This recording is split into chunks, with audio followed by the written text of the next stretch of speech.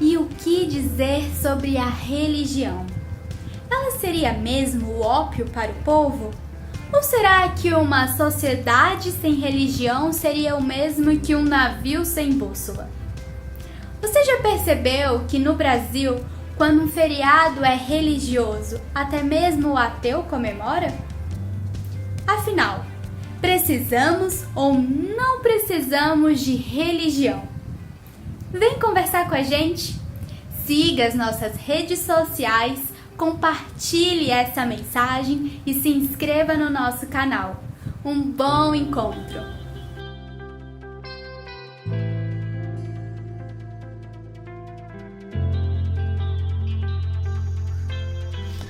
Amigos da Encontro, uma frase de Vinícius de Moraes me chamou a atenção nessa última semana.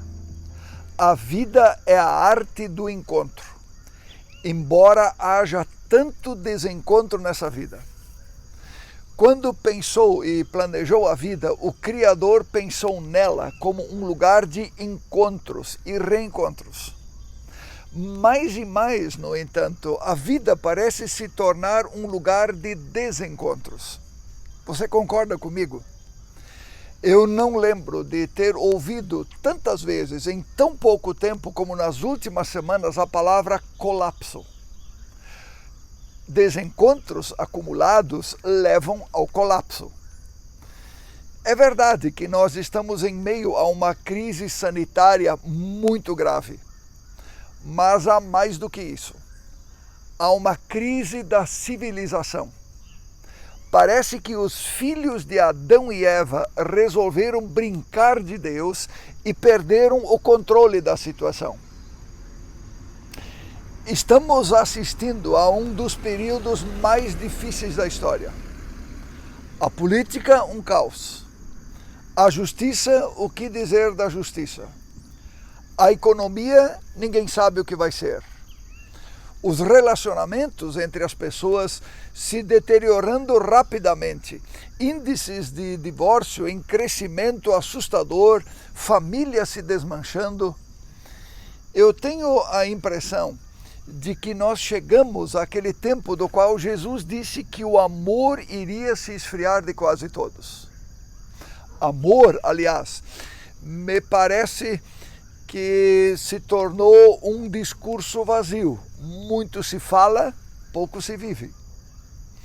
Sabe, meus amigos, eu carrego um temor comigo quando observo o movimento da humanidade. Que a gente volte a uma situação de extremo individualismo vivida no antigo Israel 3.000 anos atrás, onde cada um fazia o que bem entendia, numa espécie de salve-se quem puder, fora de controle. E a religião? Seria ela um fator de esperança? Ou seria ela mesmo ópio para o povo? Qual tem sido a sua experiência com a religião? Na realidade na qual eu vivo, na Grande Florianópolis, segundo estatísticas oficiais, cerca de 20% da população não tem e não quer ter religião. Deus sim, religião não.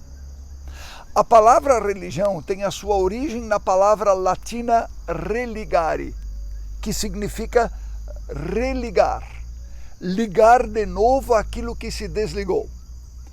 E eu pergunto, a religião consegue? Olá, meu nome é Heron, eu sou pai do Matheus, é um bebezinho que hoje está com 6 meses de vida, mas quando estava com 4 meses passou por um transplante de fígado, numa situação bem complicada. 3 dias antes do transplante, os médicos nos chamaram para avisar que ele estava sem nenhuma síntese hepática e que a gente precisava se preparar para qualquer possibilidade, em resumo, se preparar para a possível falência dele. Essa novela não aconteceu do dia para a noite, ela começou lá no dia 30 de outubro, ele passou por uma cirurgia em novembro que não deu certo, ficou 20 dias internado aqui no Hospital Infantil de Florianópolis. E, como todo pai e mãe podem imaginar, é a soma de todos os medos. Foram os piores meses da minha vida e não tem comparação. com nada que a gente já passou antes. Lá no hospital a gente ainda chegou à conclusão que nós somos privilegiados, a gente viu situações bem piores, sem nenhuma luz no fim do túnel. Pessoas com filhos em situação degenerativa, onde a medicina não tem nada hoje ainda que é capaz de fazer. E uma coisa que a gente percebeu lá, comendo com outros pais e vendo o comportamento religioso deles, é quão tóxica a religião às vezes pode ser nessas horas. Porque as pessoas que gostam da gente, que estão tentando nos ajudar na melhor das boas intenções, às vezes, sem se dar conta, fazem perguntas e falam coisas pra gente que não tem resposta, não ajudam muito. Por exemplo, por que isso está acontecendo? Ou qual que é o propósito disso? Vocês têm uma lição para aprender? Estendendo ainda para outras religiões, né? O que será que essa criança fez em outra vida? Alguma coisa vocês fizeram de errado? E por aí vai.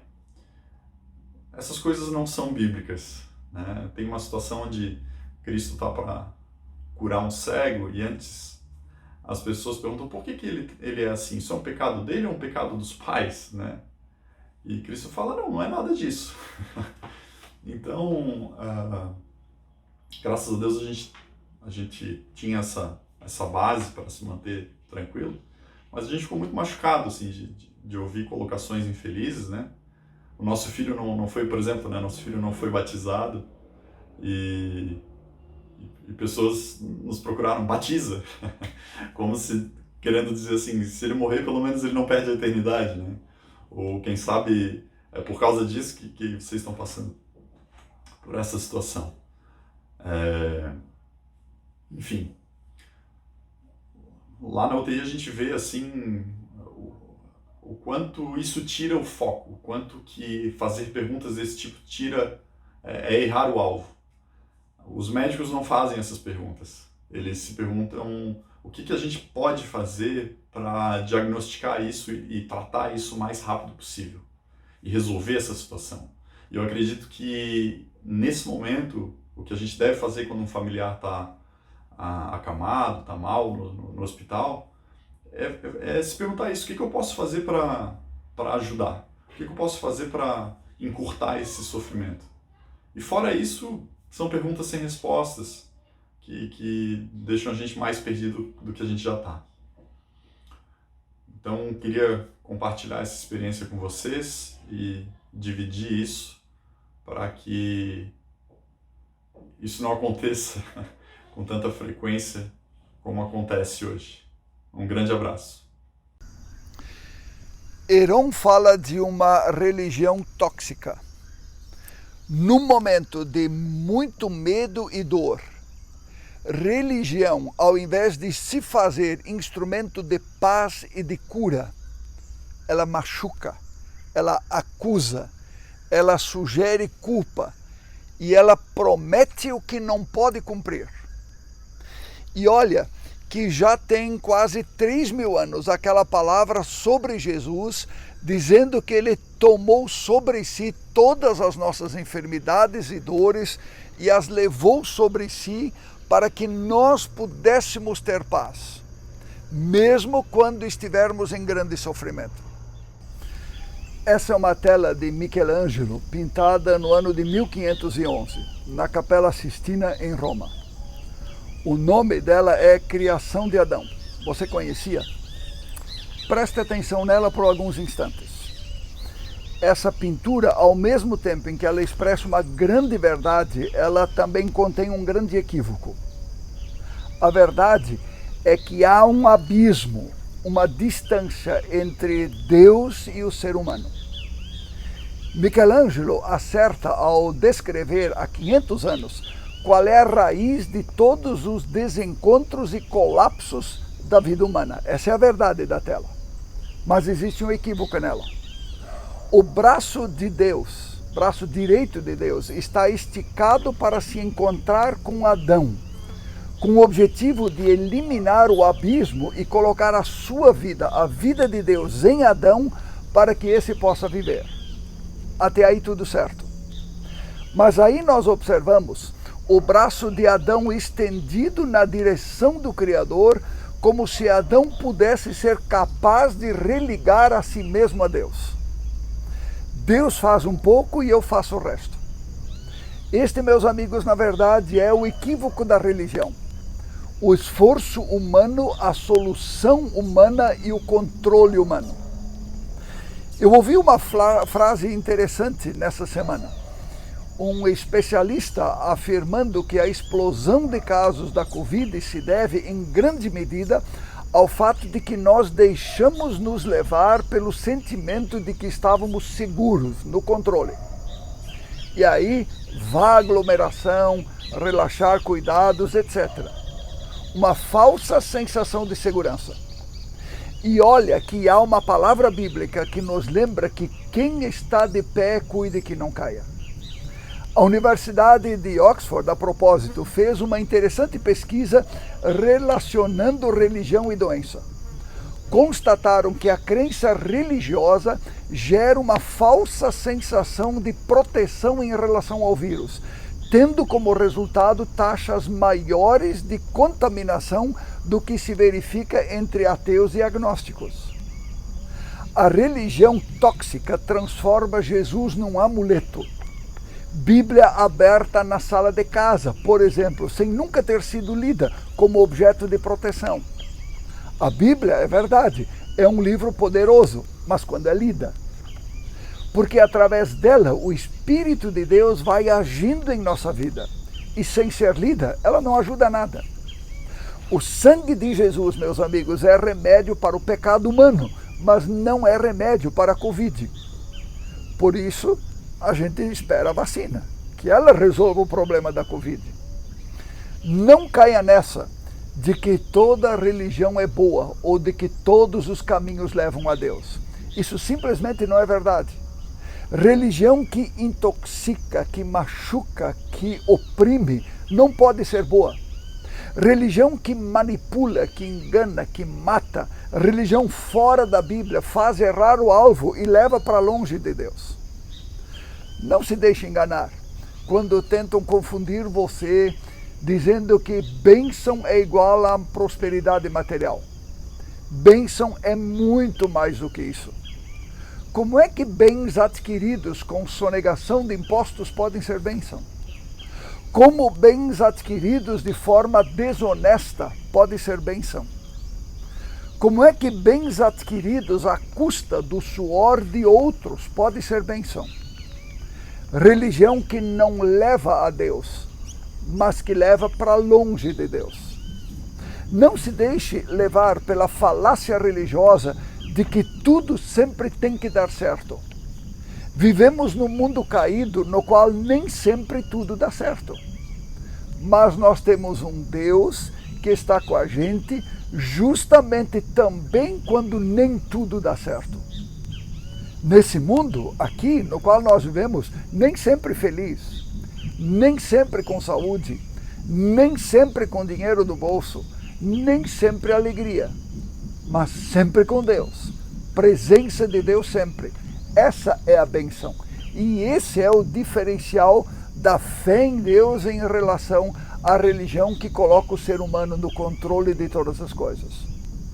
A religião do sucesso, sempre. Da prosperidade, sempre. Do bem-estar, sempre. Da saúde, sempre. É religião tóxica. É religião sem Deus e sem Bíblia.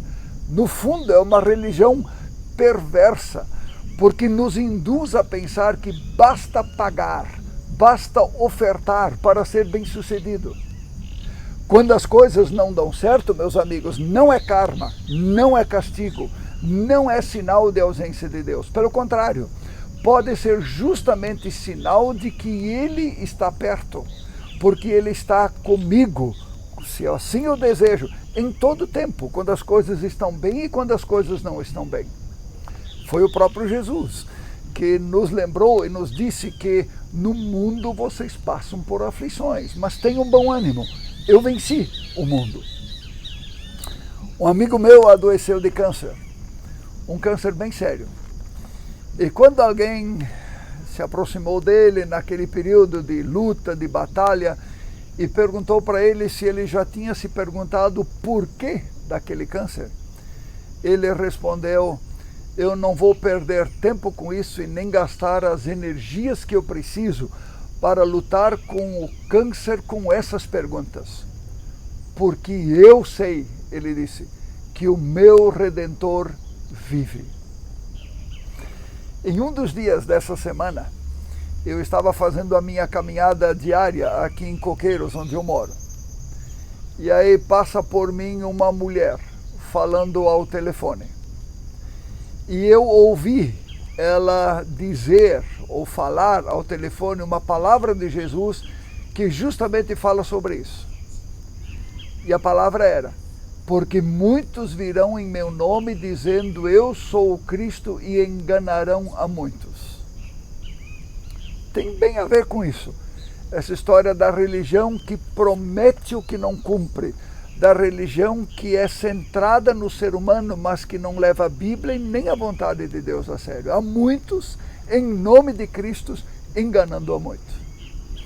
Tem uma história bem interessante nas primeiras páginas da Bíblia.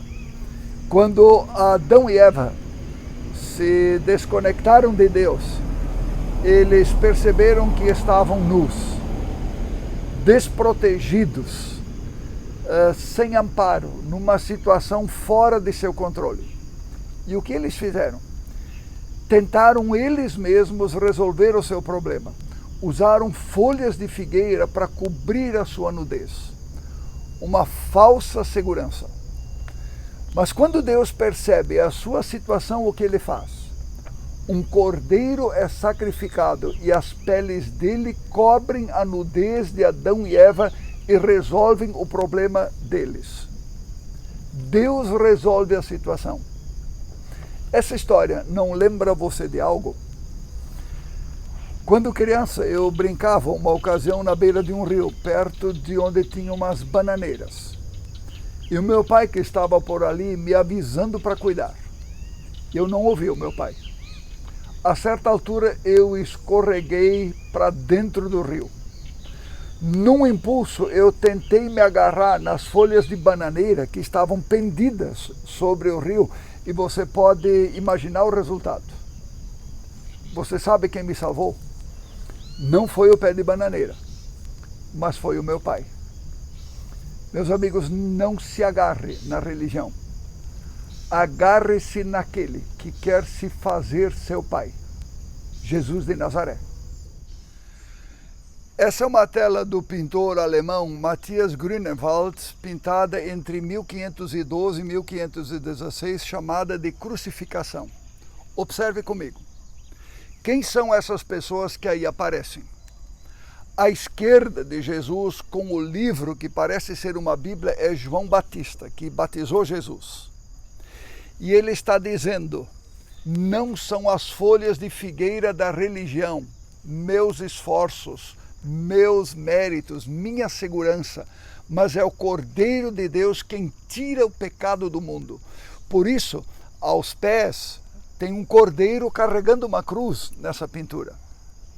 À direita de Jesus no chão, Maria Madalena, a mulher que Jesus libertou de 7 demônios que a mantinham escravizada, dizendo: ele é a minha cura, ele é a cura do mundo. Eu diria, ele é a cura da religião. De branco, Maria, mãe de Jesus, sofrendo com a morte de seu filho. E ela está sendo amparada por João, discípulo mais jovem de Jesus. E o amor de Jesus nele, João, que é amor de verdade, move ele a amparar e a cuidar de Maria, mãe de Jesus. Mas tem mais um detalhe que normalmente passa desapercebido nessa tela.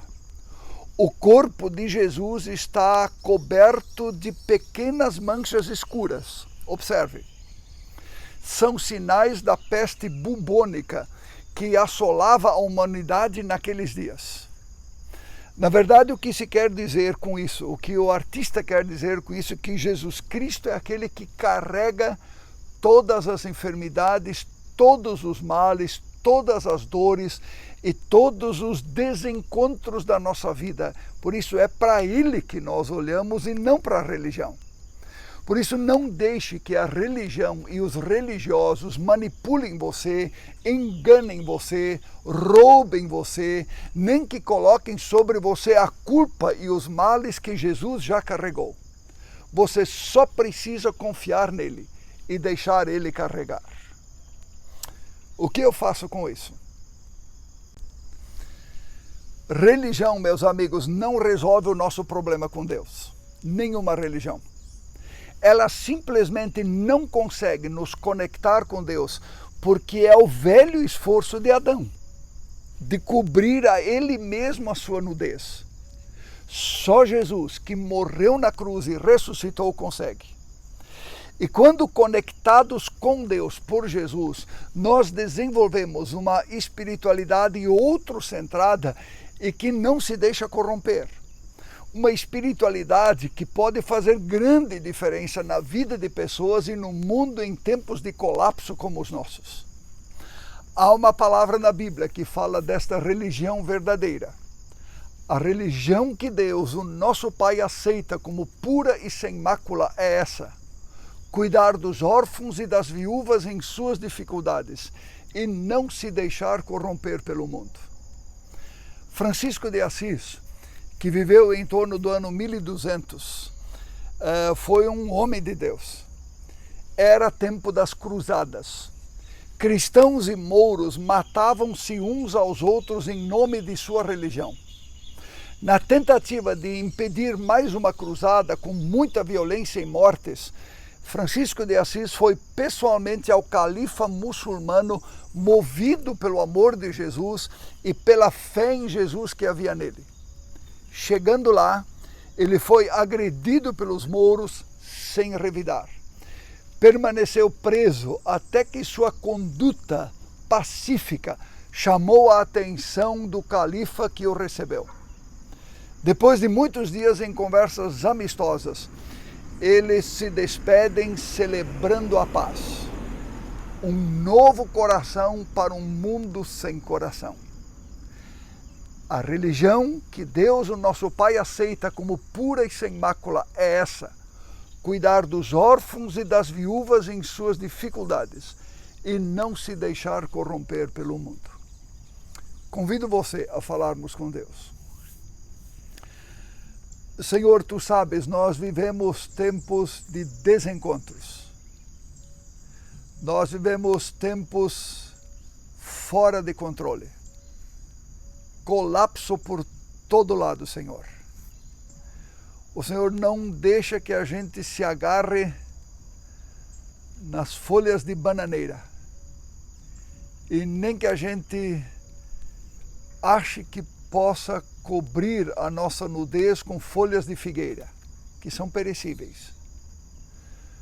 Mas permita, Deus, que cresça em nós, a partir do Teu Espírito, a consciência de que nós precisamos nos agarrar, que podemos nos agarrar na Tua mão, que é forte e que é segura. É o que oramos, Deus, em nome de Jesus. Amém. Você percebeu? Nenhuma religião, qualquer que seja, tem a capacidade de nos conectar com Deus. Só Jesus pode. E conectados com Deus, nós desenvolvemos uma espiritualidade ou uma religiosidade que se volta para as pessoas que sofrem e não se deixa corromper nesse mundo. Que tal seguir por esse caminho? Tenha uma boa semana. Que Deus abençoe você.